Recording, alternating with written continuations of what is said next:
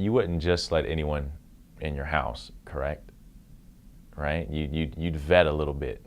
You'd want to know who this person is before you let them in your house, right?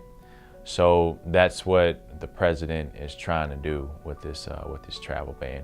He's trying to make sure the individual that's coming in our house is trustworthy, and they're not gonna hurt us. Our biggest citation for terrorism was 9/11, right? The September 11 attacks.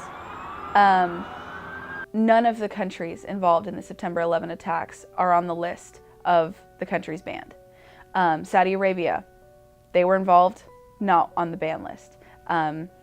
It's ridiculous.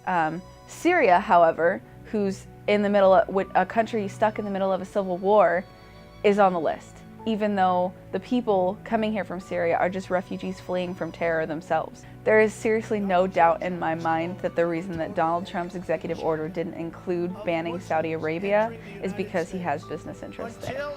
Why else would the country that was involved, the main country that was involved in 9/11, not be placed on the travel ban that was advertised as vetting out terrorism? There's no reason. I've been in the Middle East. I've been in combat, and I've seen how far attachment to an ideal, it can push a man to do things that he normally wouldn't do. And honestly, engage in violent acts until the very end.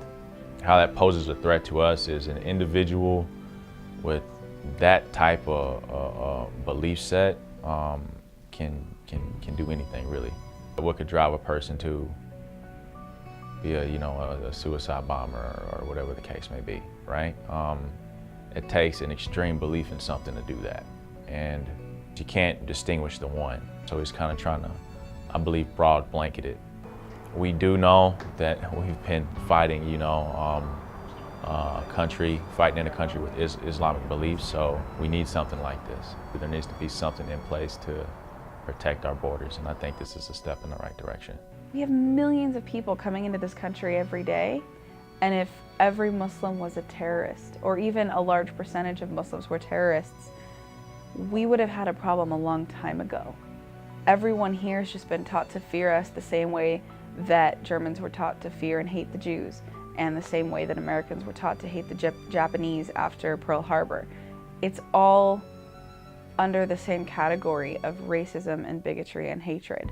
And the thing is, they're just people. When the ban was put into effect, the people that were being detained in airports already had green cards, already had visas, they had permanent residency. The ones who were turned back, the only reason they could was because they were tricked into signing a form that relieved them of their residency, which was completely unlawful and immoral. But they were doing it because there was no semblance of organization, and airports all across the country had no idea what to do. The Constitution says that we are all endowed with certain inalienable rights to the pursuit to life, liberty, and the pursuit of happiness. And that is the words, those are the words that we've lived by for 2 centuries plus. And this document, this ban, this act violates that in every way. To ban an entire group of people based on the faith that they practice in their house of worship, that's the ultimate failure in representing this nation